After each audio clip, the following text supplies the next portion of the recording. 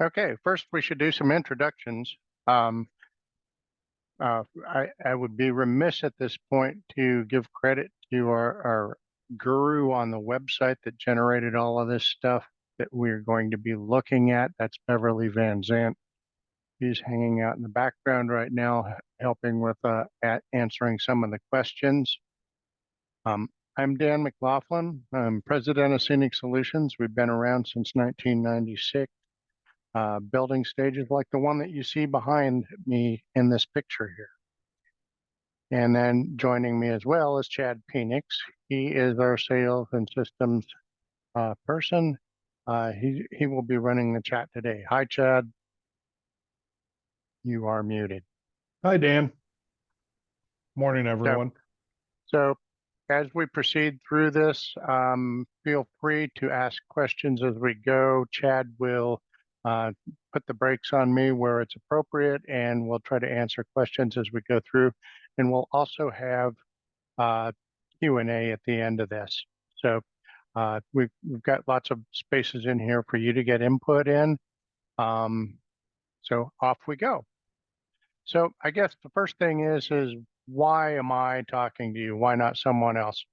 I've dedicated my entire career to working backstage. I've been an IATSE stagehand. I've got a degree in technical theater, several union affiliations. I've worked in large shows. Blue Men Group was a tour that we've supported in many facets. I think I've done 5 productions with them over the years. So I've been around, and theater is my passion. So it's very important to me that we can help educate you in some of the basics of what we see, especially in secondary educational theaters, and what we can do to try to make them fun, safe environments for everybody involved. Okay, so what are we going to learn today? The why. Why is it important for you to do your maintenance? That's kind of as far as a question, it's almost a silly question to have to ask. But we see stage equipment maintenance forgone all the time, and there's the who's in there as well. Responsibility and the the skills to make things happen, and then of course cost. So, we've got those couple of bullet points there, but let's talk about why the maintenance gets overlooked. In a school situation, we have a lot of situations where we have English teachers or drama coaches or musicians coming into a theater space, excuse me, without training towards the facility itself. That provides a lack of knowledge, right?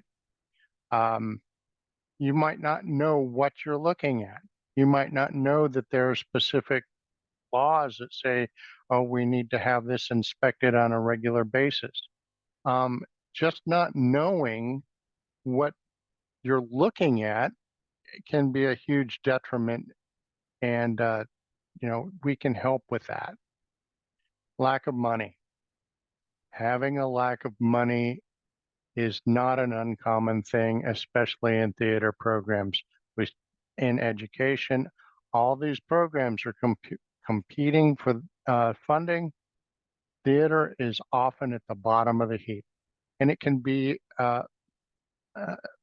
frankly, pretty debilitating as far as how you can run your program and keep a safe auditorium.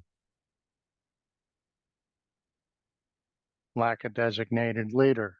Well, that designated leader that I'm talking about is who is running the program that takes place the most in that space.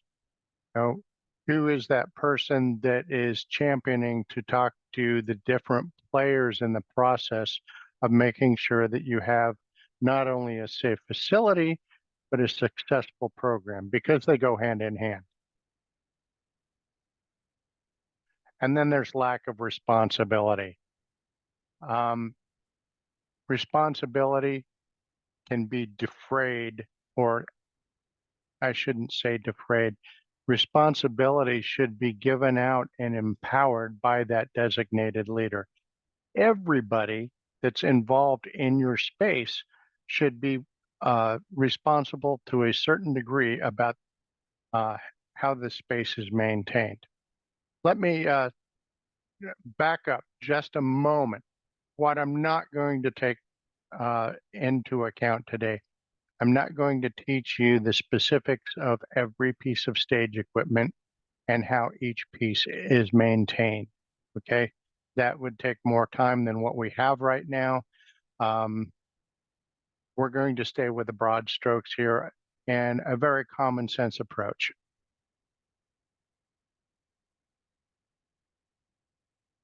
So let's talk about maintenance now.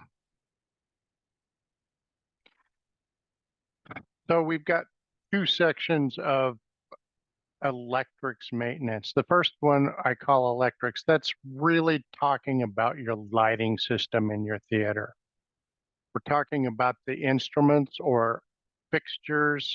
You might know them by Fresnel, Lico, Parcan, strip light, the cables that hook them up to the dimmer panels, the control boards that run them. And then, of course, there's your house lights and then your exit and aisle lights. All of those things need to be maintained. It's pretty simple. If it doesn't light up, it probably needs some maintenance.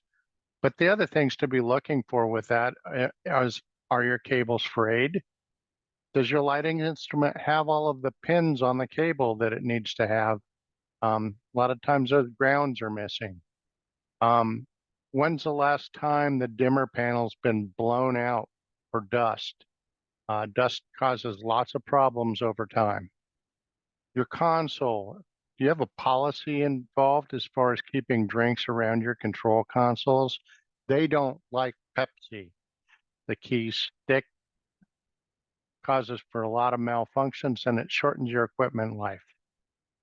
House lighting, a lot of changes going on there now, but if your house lights are not functional and in conjunction with your exit and aisle lights, if you have an emergency, that causes a larger issue because now it's an egress issue for your audience.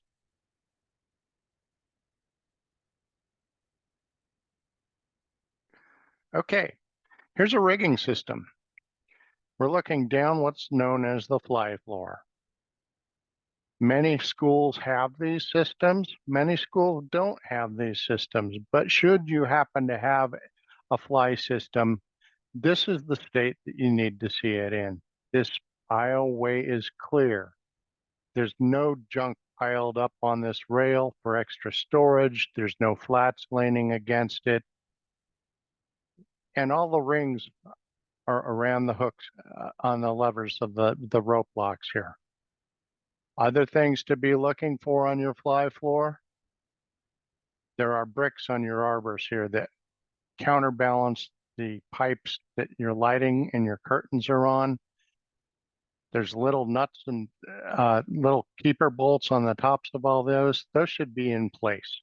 If that should happen to take a bounce, we don't want those weights bouncing off when they're 50 feet overhead. These ropes, are they frayed?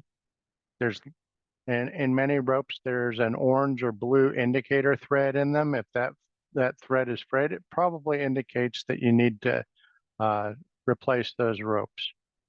Do these rope locks effectively stop it from going up and down? If that's in the up position, it should stop it from going up and down. If it's not, then it's a problem. These are all things that can be addressed through a rigging inspection. We don't expect the school administrator, the custodian, or the teacher to know how to do all the adjustments in a system like this. But the thing that you need to be looking for from those perspectives is this area kept clean? Is there anything that is visibly broken or missing in the system? Those are first line defense things that anybody that is spending any amount of time in that space can effectively help do maintenance on. Your soft goods, that means your curtains. Did you know that dust is flammable? We have a couple of different ratings on curtains. We call them FR and IFR for the two most common. FR is flame retardant treated. It has a chemical sprayed on it when it's manufactured, and it's only good for a certain amount of time. IFR is inherently flame retardant, which the threads are actually made to where they will self-extinguish if the flame is put on them for 10 seconds. It's got 10 seconds to self-extinguish. What you see in this picture is we're conducting a flame test on a piece of fabric to certify a drop using that test. The problem with dust is it defeats the flame retardant that's in the curtains. So you have a very dusty curtain, the dust can catch on fire. That can be a bigger problem because it will propagate through the entire fly system. What can you do to help it? Keep a clean broom, even a broomstick. Now, knock the dust off of your curtains. If you move your curtains, put some plastic on the floor before you move them. Take a look at your curtains as well. Now, do they have holes in them? Are the pipe pockets on the bottom sides starting to tear out? If those pipe pockets are starting to tear out, we don't want that pipe falling on kids' heads. And then the flame retardant treatments. If it is FR, typically you've got 5 years when it's brand new, but most of the statutes that I see, which vary from jurisdiction to jurisdiction, you have 3 years in between retreatments. And we do some of that work as well. So if you have curtains that have not been inspected in a very long time and you need them treated to comply with your fire marshal, we can help. Your sound and video equipment. Now, I don't think it takes a lot to say sound and video equipment is right next to lighting equipment when it's some of the most expensive equipment that is in your space.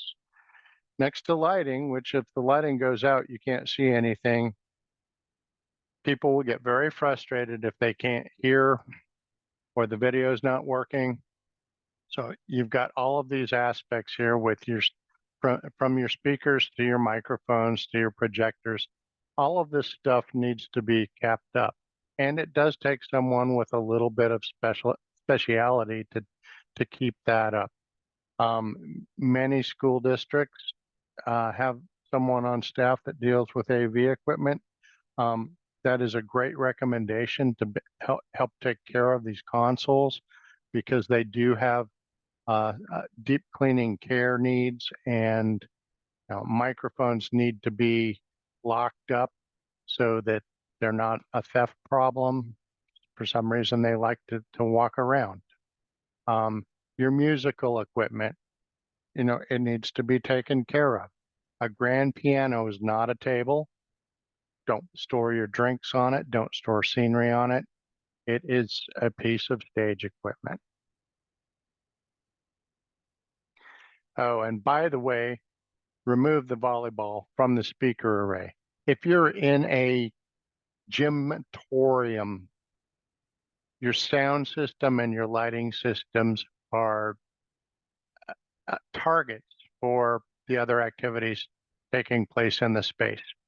That warrants extra care, and you probably have to plan trips to make sure that extra athletic equipment isn't stuck in your speakers or knocking your lights out of focus in between.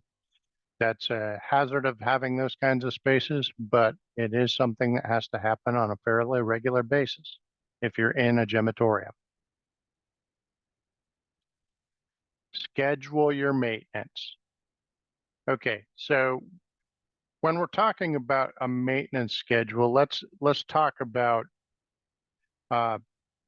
the levels that we need to do. We have everyday ongoing maintenance. We have break fixes.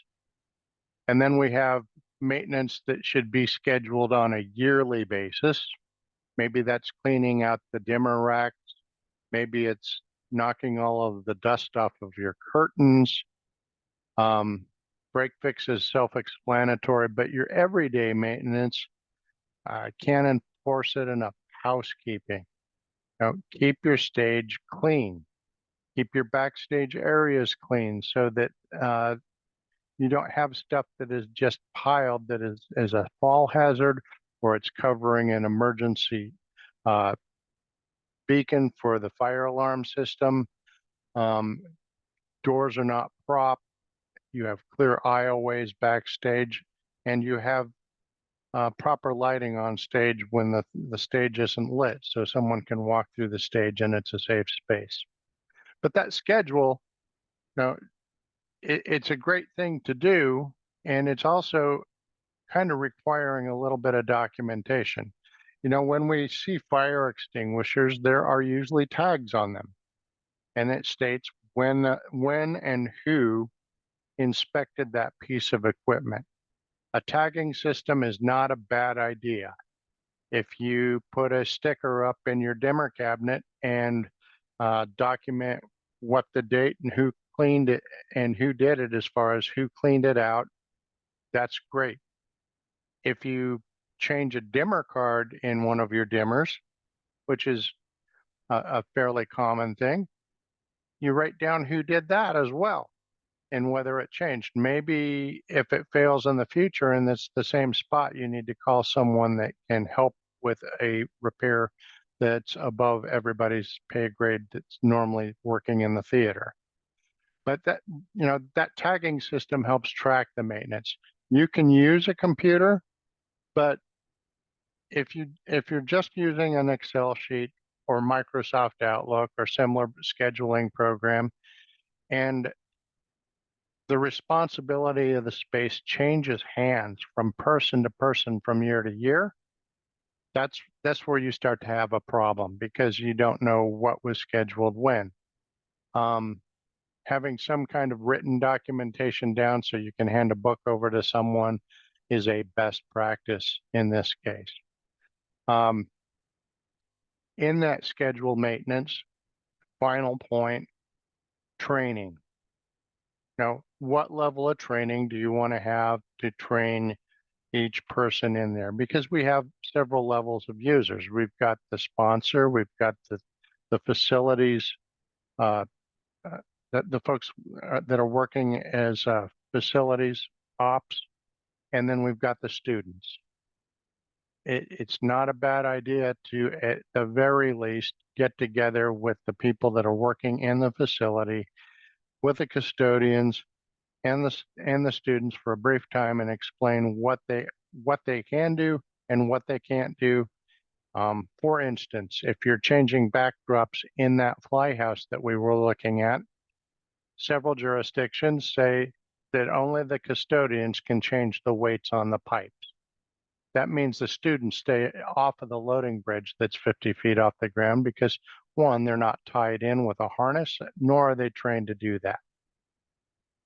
So that meeting is an important aspect of your maintenance schedule. You should have a yearly meeting. Do it at the beginning of your program each year. And that kind of gives you that when, what, where, who, why, right? Now, when we're talking about that maintenance schedule and training, pick the right people. Now, who uses the space the most? That could be your theater sponsor, that could be your orchestra sponsor, right? We need to make sure that there's one person that really has ownership of that space, and then they can coordinate with facilities if that's what it takes, or they can do some of that, the maintenance request with the students or their staff that they're working with. But there needs to be a hierarchy of who really has ownership of that performance space from year to year.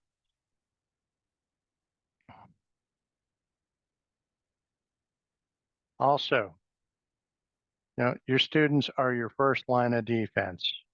They can also be your biggest problem, depending on whether they're not trained in any way or not supervised in the space. They like to goof around in the back of the stage. It's a cool place, but the stage is also kind of a hard hat area in a lot of respects as well. So they need to be aware of what the hazards are. Are there pipes hanging overheads? They shouldn't be messing with the fly rail. Are there, you know, are there holes in the floor? Maybe we have a pit removed so that we have an orchestra pit. You know, maybe they need to know that they need to put up a barrier, which can be as much as caution tape going across the proscenium after every rehearsal, so people don't just walk into the pit. Cleaning up after themselves is big. A no food, no drinks policy backstage goes a long ways. If they're painting, that also is a concern. I've seen a lot of expensive draperies with paint on them. So, number one, if they're doing any paint near a drapery, you should probably have some plastic that you can wrap it up and get it safe, at least 6 feet off, put plastic on it from 6 feet from the ground up before any paint comes out of a bucket. That way you're not trying to explain why you have to replace that curtain because it's got paint on it. Most times it's not a reversible thing.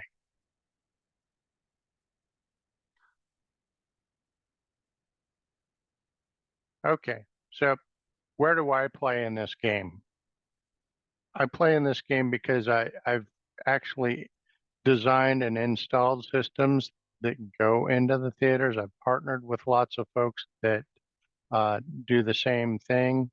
I'm a professional at what we do. And I work with a staff of professionals that know what needs to be done to meet state and federal guidelines for safety.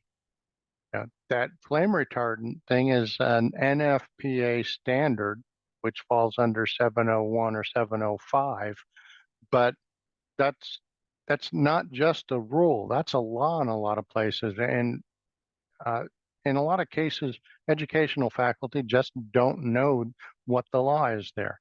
Same thing goes for what all of the engineering ratings are that work overhead. I'm not an engineer, but I'm a certified rigger. I can take a look at your rigging system and say, hey, this isn't safe. How do you find that expert? Doesn't have to be me. There's some organizations out there, USITT, United States Institute for Technical Theater is a wonderful resource. Educational Theater Association, it partners with them as well. They even provide money if you've got a rigging system and you don't know what you're looking at, but you're going, hey, this is sketchy. We've got stuff that looks like it's nailed into plaster. Contact anybody that's got a rigging background in theater. You usually want to see the letters ETCP behind them as well. But USITT here is a really good thing to look for as well. They will actually pay money if you get in there about a year ahead of time, so you don't have to pay for that inspection. It's a great resource. Backstage technical theater exam. It's a wonderful little primer that you can take online from the USITT site just to see where your skills are. That way you might know you need to pick up a textbook or attend a course, maybe going to a USITT conference when they happen. They also have a lot of online training available. Okay, so we're done with me. Now we're talking about enforcement. This guy here, the fire marshal, he comes through your facility every year, I guarantee it. Do you have a good relationship with your fire marshal or is it adversarial? Yeah, he's there to enforce things for one reason, and that's life safety. If he's telling you something, it's because there's something wrong that could severely affect whether someone comes back out of the theater at the end of the show. No, fires in theaters have been a real thing, but having a partnership with your fire marshal, one, if you don't want to be the bad guy and say, hey, you got to keep the backstage cleaned up, you can blame it on him when he's not there. It's a pretty easy toss there because he's going to enforce that when he comes through your backstage area. And, it's kind of like, okay, he's there. But if if you're doing anything that is questionable, maybe you're buying new curtains to outfit a space that hasn't been a theater in the past, he should be consulted beforehand. If you're covering a doorway at the back of your audience with a curtain, he should be consulted beforehand. The last thing you want to have is an audience outrush of your theater and they get tangled up in curtains and then there's legal problems. Other resources. You might be this resource. If you're the person sitting on the board, you can work with the folks that are working in your space to be that champion because the school board is the one that allocates the monies to make any of this stuff happen. It also helps set up what the program looks like. Kettering High School is one example of a wonderful relationship that goes on between the board and the school. And they have a thriving orchestra program because they are so into promoting that program and making sure that they have a world-class facility to actually work in. It's a prime example of how the board faculty work together to make sure that we can have a great program. Now, talking with that champion, think about the money a little bit. You got three kinds of money: fast money, slow money, and capital. Fast money is, oh my gosh, we lost a microphone. We need to get another microphone by 5 o'clock. It's usually not huge money. Maybe it's just gaffer's tape to tape the cables down on the stage. Slow money, that's where you should budget for it. How much money is it going to take to do a theater or an orchestra program on stage in supplies over the year? Now, that slow money can be budgeted each year over a period of years. It's usually not that much. In a lot of cases, it's in the thousands for a big theater program, but I've actually seen it where slow money in some programs doesn't even exist. Having a little bit of slow money available to a program is it tells the program that it's important. And then there's capital money. Your facility's 50 years old. We have no money. What do you do? Well, that's where things like bond levies start to happen. But this is not money that just appears out of nowhere. That's money that has to be raised, and it takes years of planning and fundraising to be able to fund a new theater. But capital money is part of the life cycle of any of these facilities. So that's kind of the way that each one of these things works.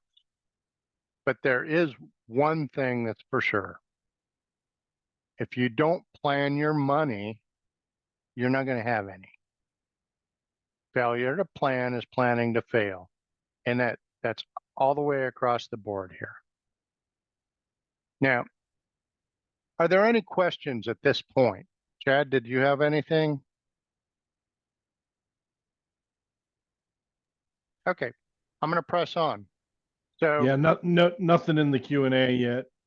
okay, so I've talked about people, I've talked about money and some of the best practices, but what happens when we don't take care of stuff? Now, we've had dimmer meltdowns because they haven't been cleaned. A dimmer meltdown is a big deal. It can cost tens of thousands of dollars, even when it's arrested right when it happens. Um, in worst case scenario, it burns the building down, right? It's electrical maintenance on your dimming system should be taken very seriously. If you have bad cables that are frayed, connectors on them that are missing grounds, or even uh, maybe the strain relief on the connector is missing and you see bare wires underneath that connector, take those things out of service and get them replaced or fixed. Um, it's never a good thing. We want to avoid fire at all costs. It's not supposed to be in the theater. Okay, that pin rail that we looked at earlier, if it's not taken care of, things like this happen. See this board going across the back? This stack of weights came down and went through the board because it was out of weight. Maybe this brake didn't work the way that it was supposed to, and the weight was suspended overhead. Maybe they didn't follow procedure when they were loading and unloading the pipe.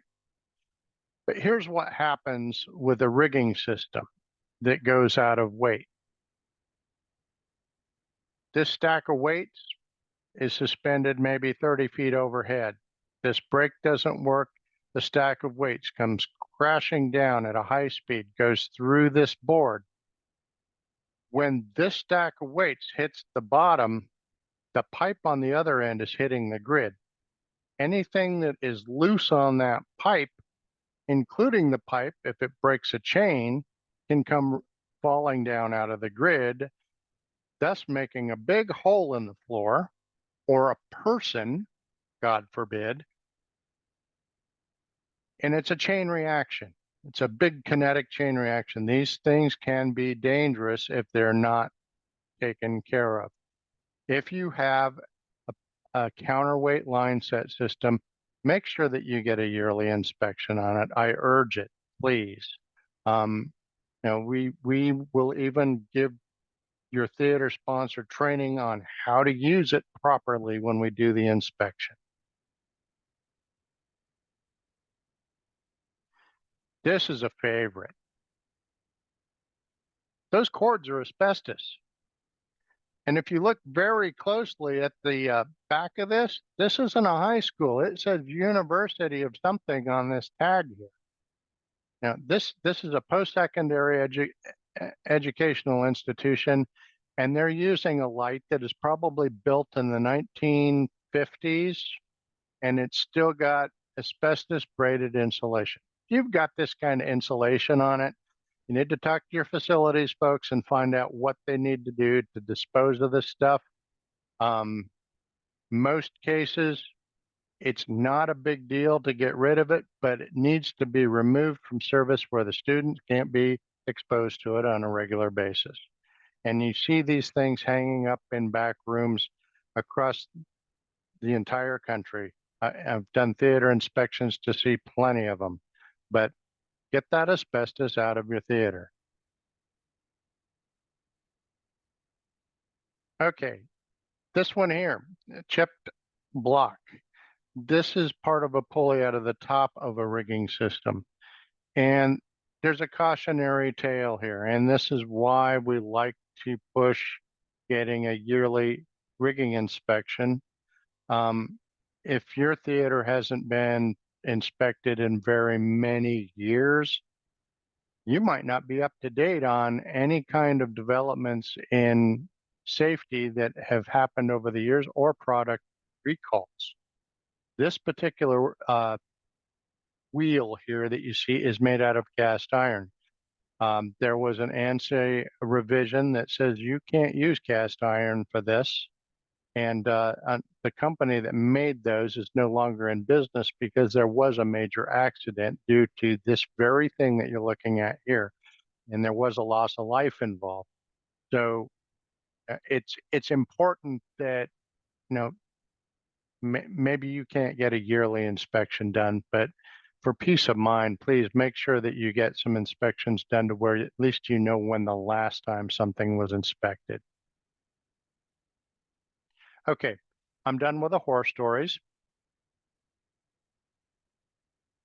Let's summarize a little bit of what we just talked about. Talked about that maintenance schedule. A maintenance schedule that involves having a meeting and training up people at the very beginning of your school year, and then trying to stick, what is that schedule and stick to it. Now, the easiest one that I like to throw out there is make sure that you know when your rehearsals or use of the space are going to end on the clock, and give it 15 minutes at the end before everybody leaves the building to clean up and have everybody help clean up. Open-ended rehearsals, everybody leaves, one person stuck holding the broom, it never gets addressed. Who's overseeing that maintenance? I'm not saying doing the maintenance here, I'm saying overseeing the maintenance. We've just talked about a bunch of different people that are in this process, right? So we need to involve the members where appropriate. We go to our board member when we see a piece of equipment that is going to be several $1,000s and needs fixing. We go to our maintenance folks if we see something that needs to be repaired before you can have a show. And then, maybe it's just going through the seats and making sure there's no popcorn from the last show that they did in the house, and there's not enough maintenance, so we involve the students in some of that. They're there to learn. Let's teach them right. We talked about that school board champion. We talked about our students. And then, of course, there's me. And oh, by the way, pick on that fire marshal, but be nice to him. Now, I used to shoot pyrotechnics in the state of Ohio for about 12 years. The fire marshals were my best friend. They made sure that we could actually set off fireworks indoors with 70,000 people in the room. And they enjoyed doing that work. But they at the same time have a list of rules to make sure that everybody is complying with what needs to be done. Okay, so I hope you learned this stuff today. Why is it important? It's life safety. It's teaching good habits. Everybody is responsible for the maintenance. We've talked about the team members and we talked about the money. The question is, how much will it cost you not to do this? Chad, do you have anything to throw in at this point?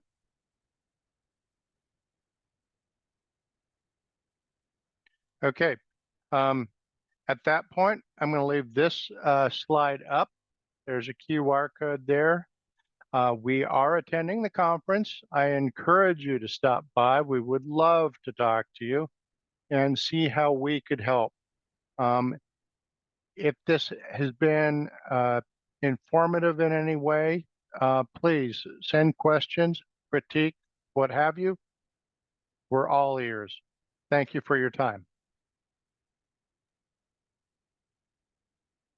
And we want to thank everybody for making it out today. Again, today's session will be recorded and posted to the LMS hopefully tomorrow. And if you have any questions, feel free to contact us at any time. We do have another seminar with these wonderful folks on Thursday. So we hope to see you then. And with that, I will say, have a good rest of your afternoon, everybody. Thanks so much.